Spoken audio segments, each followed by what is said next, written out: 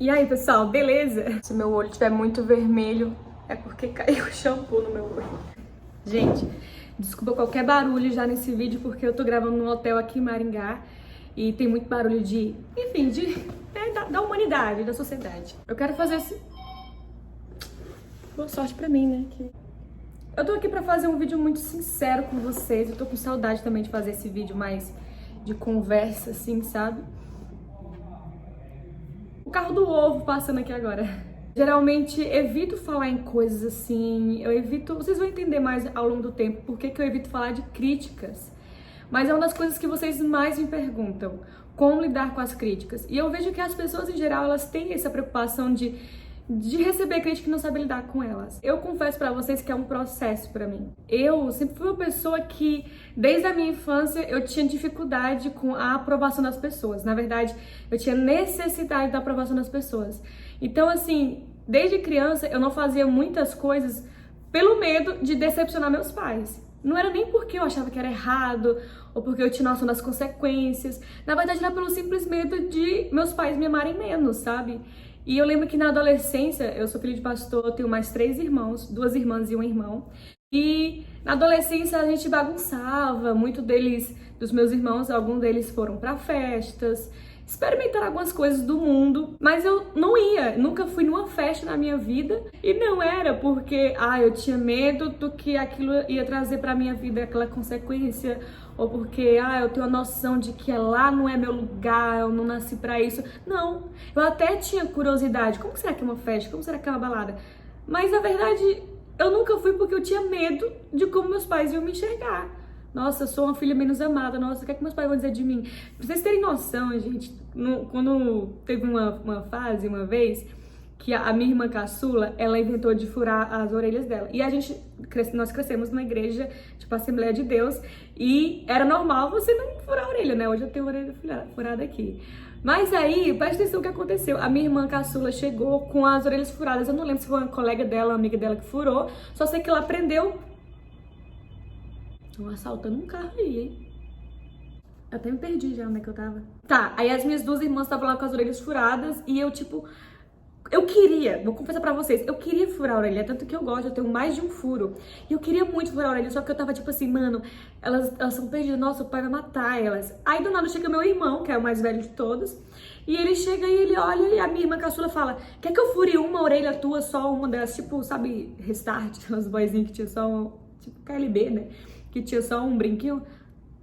Acabou que a minha irmã foi lá e furou a do meu irmão. Então tava, tipo, todos os meus irmãos tava com a orelha furada. E eu lá, tipo, mano, vocês são doidos, cara, quero ver a reação do pai. O pai chegou e não fez nada. Ele falou, vocês não sei o que lá, deu tipo um bronquinho de leve. Gente, eu achava que a gente ia ficar de joelho no milho. A gente nunca, não tinha furado. Eles, né, meus irmãos. E eu fiquei, tipo, é sério que o senhor não vai brigar? Resumindo, quando eu vi que o pai não brigou com ninguém, eu falei, tá, agora pode furar a minha, porque eu tava louca pra furar também. Isso resume muito um perfil meu, sabe? É uma coisa que eu luto contra, porque me ajudou a ser mais obediente, a ter um temor com meus pais, sim, e eu colho muitas coisas. Só que isso, lá na frente, podia ser muito ruim pra mim, porque como eu tinha essa necessidade de aprovação das pessoas, eu queria muito que as pessoas gostassem de mim, e isso me fazia ser muito insegura, e consequentemente hoje no que eu faço com o YouTube e ter a visibilidade que eu tenho, é muito difícil, porque as pessoas não vão gostar de você. Só que quanto mais você tem visibilidade, mais pessoas vão te olhar e mais chance tem de aumentar o número de pessoas que não gostam de você. Isso é proporcional. E é difícil, imagina, se eu tem um pelo aqui, eu tenho um tique, gente, de ficar coçando o nariz. Só que eu tenho muito receio desse tique. Lá vai o medo da aprovação das pessoas, né? Eu assisto aquelas séries de negócio de criminal e tudo mais, e eles falam que quando a pessoa coça o nariz é porque ela tá mentindo. Só que eu coço o nariz toda hora. Aí eu penso, mano, vão achar que eu tô mentindo, velho. Porque eu tô falando as coisas mó sérias, que abrem meu coração, e meu nariz não para de coçar. Eu fico sentindo que tem pelo. Então é proporcional, vocês entendem? Quanto mais visibilidade você tem, mais chance de ter pessoas que não gostam de você. Na internet é muito difícil, porque as pessoas são muito críticas na internet, as pessoas fazem muita justiça própria na internet. Afinal de contas, esse vídeo aqui não é sobre mim. Eu quero te ajudar a lidar com críticas. Mas eu quero dar o meu exemplo também, porque eu sei que isso ajuda vocês. Quando eu me coloco no lugar de vocês, eu mostro pra vocês que eu sei como é a dificuldade de lidar com críticas, porque eu passo por isso também, ainda que algumas pessoas achem que eu não passo. Mas eu passo e passo muito. Então eu quero colocar o meu exemplo pra ajudar vocês. Eu vou tentar ser mais objetiva. Primeira dica pra você lidar com as críticas à sua volta. Se pergunte, quem é essa pessoa pra mim? Essa pessoa tem uma relevância pra mim? É o meu pastor que tá me criticando? São os meus pais que estão me criticando? São pessoas que me amam e caminham comigo? São pessoas que estão me criticando porque querem o meu bem? Ou são pessoas que não me conhecem direito? Ah, são pessoas que andaram comigo em um momento, mas não andam mais comigo. Ah, são pessoas que andam com outras pessoas que eu já sei que não gostam de mim. Ah, são pessoas que eu conheço pouco, não tenho muito relacionamento. De onde vem a crítica? Porque aí você entende mais ou menos a intenção da crítica. O ruim é quando às vezes a crítica não é necessariamente embasado numa preocupação com o seu bem-estar. Então se pergunte, de onde vem essa crítica e essa pessoa que está me criticando, o que ela representa pra mim? Ela tem uma voz na minha vida? Primeiro ponto. Se for seu pastor, se for seus pais, se for um líder seu, então dê ouvido a essa crítica. Se for uma pessoa que nunca nem te elogiou, nunca nem te acompanhou, nunca, na verdade, fez nada positivo, só negativo, então acho que isso já fala por si só, não dê ouvidos. Uma coisa que eu não faço é responder comentários assim de críticas ou ofensivos, porque eu já fiz isso no início do canal. Eu respondia muito e eu ficava muito mal, porque como eu me conheço e eu sei que eu não sei lidar muito bem com isso, é uma coisa que eu peço todos os dias para Deus me ensinar a não depender da aprovação das pessoas. E é uma coisa que eu falo muito aqui no canal. Eu só falo de coisas que Deus está tratando em mim, sabe? Eu nunca quero falar de uma área onde eu nunca pisei, nunca estive naquele lugar. Eu quero falar de coisas que eu estive naquele lugar. Então, eu falo muito sobre aprovação, necessidade de aprovação das pessoas. É você querer que todo mundo goste de você, ou aprove o que você faz. E sofrer muito quando alguém não gosta do que você faz, sofrer muito com crítica, enfim. Como eu sei e me conheço que eu tenho essa dificuldade, eu estou nesse processo em Deus, eu sei que eu lido melhor assim, não comentando e não respondendo a pessoa. E aí vira e mexe, eu vejo algum comentário. Outra coisa que me ajuda a lidar com aquelas, né? Outra coisa que me ajuda a lidar com as críticas é não olhar as críticas. Eu não fico procurando e às vezes eu bato o olho e sei que é uma coisa ruim, eu já saio daquela página, eu não olho muito o que falam ruim a meu respeito, porque eu já sei que eu vou ficar muito mal com aquilo. Geralmente os comentários negativos na internet, no Twitter, tem bastante, quem vê é o Sam. O Sam vai lá e vê pra mim, gente, tadinho. E eu nem gosto que o Sam veja, porque eu não sei como que ele lida com isso, sabe? Ele parece muito bem resolvido, muito forte quanto a críticas. O Samuel é muito seguro. Mas eu não sei se faz bem pra ele ficar vendo também, sabe? Mas ele tá assim por dentro, eu sei que ele faz pra me proteger. Só que ele não deixa eu ler. Só que na internet, uma hora ou outra, você vai acabar lendo. Já viu a menina no Twitter que ela falou assim: eu peguei tanto ranço dessa Fabiola Mello que eu não consigo mais olhar nada dela e não sei o que mais lá. Já vi outra conversa no Twitter onde uma pessoa colocou assim: nossa, mas por que alguém faria um vídeo a respeito da sua lua de mel? E uma outra pessoa respondeu assim: por likes. E eu tenho um vídeo no canal onde eu comecei o Vida de Casada, é uma série onde eu contei como foi a minha lua de mel. É claro que, gente, se você quiser assistir esse vídeo, você pode assistir aqui. O objetivo do vídeo era falar para pessoas como eu, que eram jovens que cresceram na igreja, que se guardaram pro casamento, que ouviram a vida inteira: não pode, não pode, não pode, não pode, do nada, pode. Como é que você lida com isso? Agora pode. E aí, você tá casado, você pode fazer as coisas. E o medo de você, sabe, o nervosismo, enfim. Mas eu fico feliz que muitas pessoas foram ajudadas nisso. E isso pra mim, sabe, tipo, eu tô no caminho certo. Mas teve gente que não gostou e falou que eu faço essas coisas por like. Eu já fui colocada como as pessoazinhas cristãs que querem lacrar na internet, ou querem lacrar, só querem lacrar. E eu estou falando dessa situação do lacrar foi quando, por exemplo, eu não vi essa crítica, mas me mandaram, sabe, seguidores dessa pessoa que era influente, mandaram mensagem pra mim falando assim: você só quer lacrar mesmo, você devia ter cuidado com o que você fala, por conta de uma fala minha no Descende. O Descende aconteceu há pouco tempo em São Paulo, e quando eu recebi o convite que eu ia falar no Descende, eu entrei em pânico. Primeiro porque eu sei que ia dar muita gente. Eu não fui nos Estados Unidos, mas eu vi as fotos e tinha uma galera. Então, estava uma grande expectativa pro Descende do Brasil. Tinha uma expectativa não só no Brasil, mas fora do Brasil, que o Descende ia acontecer aqui. E aquilo estava me assustando, porque quem conhece meu testemunho sabe que eu não tenho um perfil comunicadora, mais que seja contraditória. Se vocês quiserem um dia sentar com os meus pais, eu posso trazer um dia os meus pais aqui no canal para eles falarem como eu era na infância. Eu era uma criança totalmente, gente, tímida, retraída. Essas coisas eu conto muito em uma das minhas ministrações, que eu falo a respeito de você vencer o medo e sair da zona de conforto. Porque na minha concepção, Deus jamais me usaria para falar com multidões, Deus jamais me usaria para falar aqui com vocês, com milhões de pessoas me assistindo. Jamais. Porque eu não tinha muitos amigos, eu era uma criança... aquelas bem... história triste, né? Na adolescência eu tinha medo de estar muito com as pessoas. Eu nunca... Na igreja do meu pai, nunca fui aquela jovem, a filha do pastor envolvida nas coisas, que é a regente do grupo de jovens, né, na assembleia.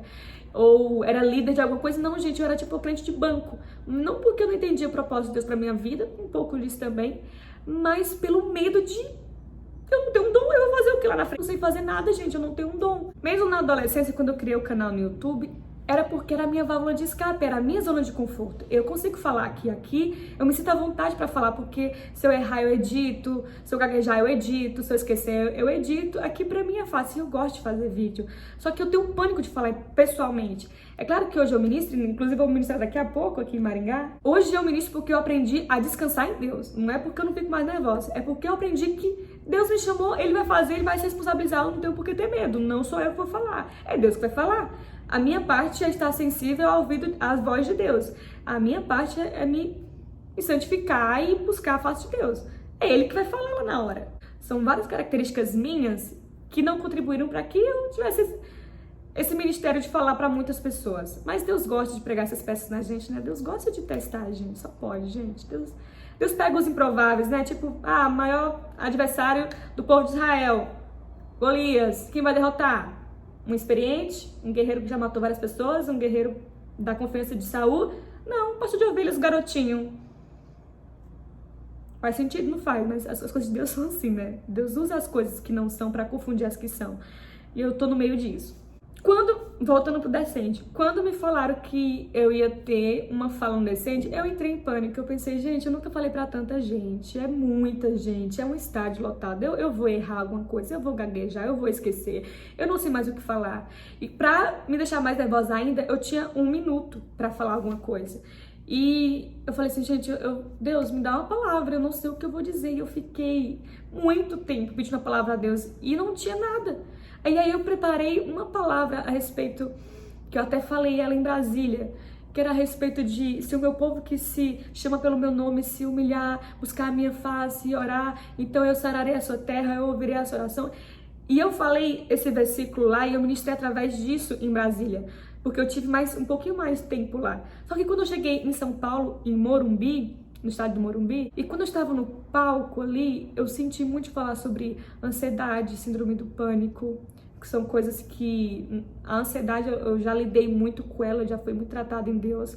Quando eu mudei para São Paulo, quando eu saí da minha terra, né, do Ceará, eu e o Sam, a gente não tem família em São Paulo, eu tenho uma tia em São Paulo, mas não tenho pai, mãe, vô, primo, nada assim em São Paulo. É muito difícil ter esse círculo, então quando a gente chegou em São Paulo, a gente teve uma crise muito forte, já compartilhei aqui no canal, onde eu falo que eu não acho que eu tive depressão, não sei se eu fui diagnosticada, porque eu nunca procurei ajuda nessa fase difícil. Alguns amigos oraram por mim e alguns outros amigos orientaram Samuel como me ajudar.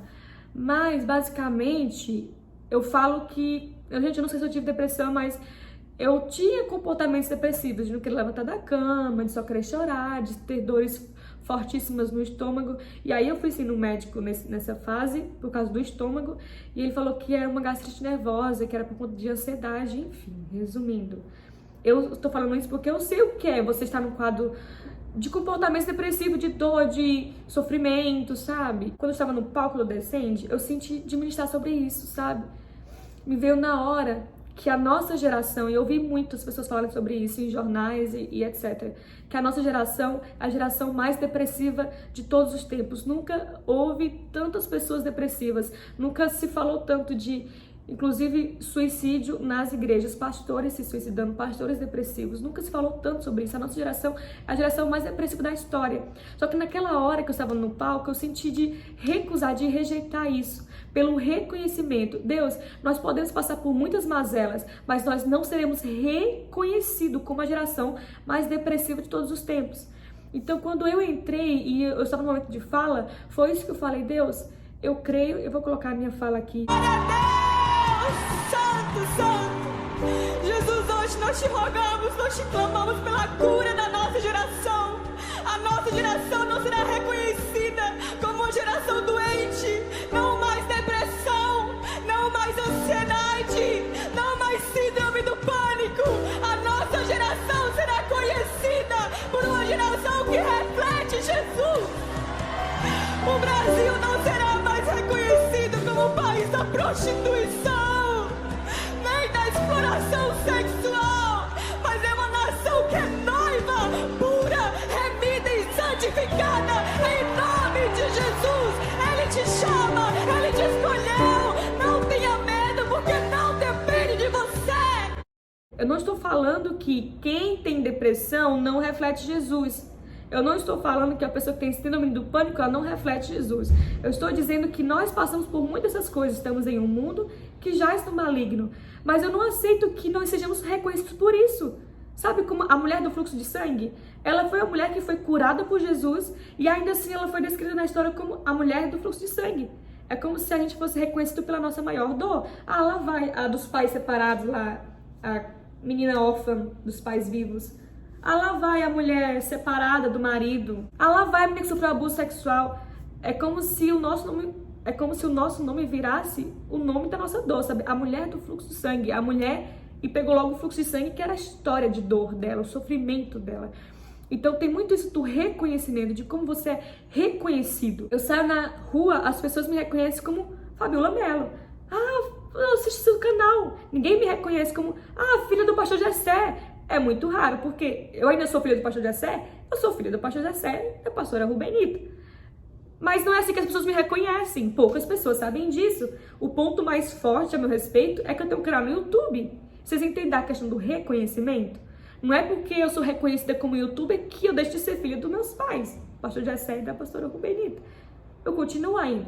Então, quando eu falei isso, eu estava ali rejeitando e eu não me arrependo de ter rejeitado isso. Talvez eu me arrependo de não ter colocado as melhores palavras. E foi aí que eu recebi uma crítica. Falaram que eu estava dizendo, isso foi o que vieram me falar. Inclusive, algumas seguidoras me falaram a respeito disso. Fabíola, você vai comentar? Você ouviu o que disseram sobre a sua fala do Descende? E estavam falando que eu estava lá falando que quem tinha depressão não refletia Jesus. E tá vendo? Ó, essa é a fala de quem tá ali para lacrar, porque no Descende as pessoas estão lá para lacrar. Gente, se eu pudesse não estar no Descende, assim, se eu pudesse olhar para Deus e falar assim, Deus, só me libera, eu posso dizer não, eu posso só fugir, eu posso me esconder, eu faria com certeza. Porque eu não gosto de falar em público, eu tenho pavor de falar com as pessoas, eu tenho pavor de falar por multidão. Mas eu tava ali, eu tava me tremendo, eu tava nervosa, e talvez por isso eu não tenha colocado as melhores palavras, sabe? Então eu me arrependo e peço desculpas se alguém que sofre de depressão, no caso as pessoas que sofrem de depressão, a maioria mandou mensagem para mim recebendo aquela palavra. Mas é claro que tem outras pessoas que podem ter interpretado mal e achado que eu falei outra coisa. Mas eu fiquei triste, sabe, de olhar e pensar, poxa, Deus, lacrar, Deus, o Senhor sabe que se eu quisesse lacrar, eu me envolvi em polêmicas, eu cresço aqui aos poucos, mas é porque eu nunca desisti. Mas se eu quisesse por meios mais curtos, eu ia. É só uma polêmica, gente. Polêmica é uma coisa que traz gente. Você quer lacrar? Fala de alguém. Cria uma treta, porque é isso que você lacra. É assim que você, lacra. Deus sabe que eu jamais farei algo desse tipo para ganhar um reconhecimento, porque você lacrando, você inclusive atrai pessoas que não tem uma afinidade com você, atrai pessoas curiosas, pessoas que gostam de fofoca. E eu não vou manter aquele público, eu não vou conseguir alimentar ele, porque eu não vou viver falando de treta e polêmica. Então eu atraio pessoas que vão ficar sempre satisfeitas com o meu conteúdo. Então, sabe, não faz sentido pra mim. Se eu quisesse lacrar, eu tinha repostado quando o Neymar falou lá no Stories. Ele pegou um vídeo meu de pregação e colocou no Stories dele. Eu não conheço o Neymar, eu tenho intimidade com ele, tenho amizade com ele. Não. O meu pai mandou WhatsApp pra mim e falou assim: filha, eu tô falando aqui que o Neymar postou você. Claro, todo homem gosta de futebol, até meu pai ficou emocionado. Muitos de vocês mandaram direct e eu me fiz de doida. Não repostei, que ele me postou, entendeu? Porque, gente, eu não quero atrair os seguidores do Neymar pro meu canal. Eles não vão gostar do que eu falo, talvez eles não vão se identificar e eu vou ter um monte de gente chata lá me criticando e me fazendo ter mais dificuldade de fazer o que eu tô fazendo, que já é difícil pra mim falar pra muitas pessoas e lidar com a necessidade de que todos, a maioria, entendam o que eu estou falando, entendam a motivação do meu coração. Tá, né? Aquelas que se perdem e começam a falar sem parar, mas outra dica que eu quero te dar de como lidar com as críticas. Mergulhe na palavra de Deus. A Bíblia tem vários conselhos pra nós sobre sabedoria, sobre o tolo, o sensato, o insensato, como você se comportar diante do que as pessoas falam. A Provérbios está cheio de conselhos que dizem a respeito disso, que as pessoas que falam precipitadamente são tolas. Então, pessoas que falam sem saber do que estão falando, elas são pessoas tolas. E que também você não adianta conversar, tentar convencer um tolo, porque você vai perder o seu tempo. Tem várias coisas, sabe? Você tem que ter cuidado para você também não ser aquela pessoa que, não aceito que falem de mim, não aceito que não gostem de mim. As pessoas não vão gostar de você, é normal. Eu até brinco, né? Eu sei que tem pessoas que querem me cancelar. Eu sei que tem pessoas que não gostam de mim. Reclamam com o fabricante. É tipo, é uma brincadeira, mas é sério. Quando eu olho para as pessoas que eu não gosto do comportamento, sabe? Tem pessoas que não têm a minha admiração, que eu não compactuo com o que fazem, com o que falam.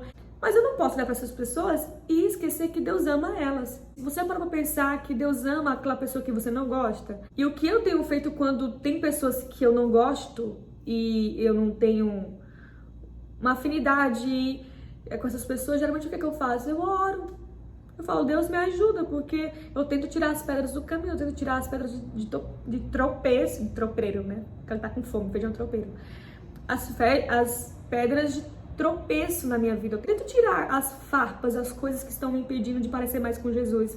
Então eu começo a orar, Deus, aquela pessoa tá me incomodando, eu sinto coisas ruins a respeito dela, eu não quero ter ranço dela, eu repreendo em nome de Jesus. Deus me ajuda a olhar para essa pessoa e lembrar que ela também é tua filha, ela também é o teu filho. E sabe, se as pessoas que não gostam de mim fizessem isso, a gente ia ficar tão feliz. Em vez de falar de mim na internet, em vez de me criticar, ora, reclama com o fabricante. Pergunta a Deus o que ele pensa no respeito. Ou então, Deus, abre os olhos dessa menina, só fala bastante na internet. Deus, ajuda ela a usar a influência dela direito. Não acho que ela tá usando a influência dela direito. Isso já é uma oração e eu vou ficar muito feliz se você fizer isso. Ô Deus, eu não suporto a Fabiola, pelo amor de Deus. Faz com que eu não veja nada dela, que nada apareça dela pra mim. Eu vou bloquear ela em nome de Jesus. Sabe? Mas você soltar farpas e criticar e falar sem amor é complicado. Mas é um exercício você orar e dizer, Deus, me fala o que o Senhor pensa a respeito daquela pessoa. Se as pessoas que não gostassem de mim fizessem isso, hoje eu ia ficar bem demais. Mas aí a minha dica pra você, pra lidar com as críticas, também não seja muito doído. É uma coisa que eu me policio. Quando eu começo a ficar, mas por quê? O que eu fiz? Eu vou lá e falo pra mim mesmo, tipo, velho homem, cala a boca, para de chorar, para de mimimi. Você é pior do que ela pensa. Eu sou pior do que as pessoas pensam, acredito, eu tenho muitos defeitos. Eu não sou a pessoa que gostaria de ser na íntegra. Eu tô buscando parecer com Jesus, mas eu não pareço com Jesus 24 horas, eu erro, eu falho. Inclusive a minha frase principal lá no Twitter é essa, quando eu olho pra mim eu desisto, porque ou caso perdido. Mas quando eu olho pra Jesus eu prossigo. Então se eu prossigo, se eu estou hoje aqui é porque eu tiro os olhos de mim e coloco os olhos em Jesus. Então lide com as críticas assim também, coloca os olhos em Jesus. E entenda que você vai errar mesmo, vai ter pessoas que não vão gostar de você e muitas pessoas vão ter razão em não gostar de você. Tem muitas pessoas que têm razão em não gostar de mim, às vezes eu falo muita besteira, gente. Às vezes eu sou muito doida, agitada, eu faço palhaçada, tem gente que não gosta de coisa engraçada, tem gente que não me acha engraçada. E é bom também que tenham pessoas que, sabe, não gostem de você, afinal de contas você é uma pessoa, você tem que se colocar no seu lugar de que as pessoas vão olhar pra você. Claro, se elas te ferirem, te magoarem e ofenderem você, elas perdem a razão. Isso não é certo. Incitarem outras pessoas a te perseguirem. É esse o ponto que é perigoso. Mas essa é uma das maneiras que funciona muito a lidar com crítica. Eu falo, eu sou pior do que eles pensam mesmo. Eu sei que tem muita gente que me critica por aí. Tem muita gente que se acha melhor do que eu. Ser melhor do que eu é fácil. Eu quero ver ser pior do que eu. Fica o desafio. Então é isso, gente. Não sei se esse vídeo foi útil pra alguma coisa, mas um beijo no coração. Eu tô super atrasada. Mas é isso, gente. Tá? Dá um like aqui se você entendeu o que eu quis falar. Afinal de contas, eu estou aqui só por likes. Aquelas bem irônicas. Deus te abençoe, tá? Fica com Deus. E é isso aí, já sei nem o que eu falar, porque esse vídeo não foi programado, não sei nem o que dizer no final. Mas se você é novo por aqui, se inscreve no canal. E é isso aí. Um beijo, gente. Deus abençoe vocês. E vocês que me amam e oram por mim, oram quase não sai, né? Que oram por mim, que vem algo de Deus em mim, continue orando por mim, para que eu não desista, para que eu continue prosseguindo. Beijo.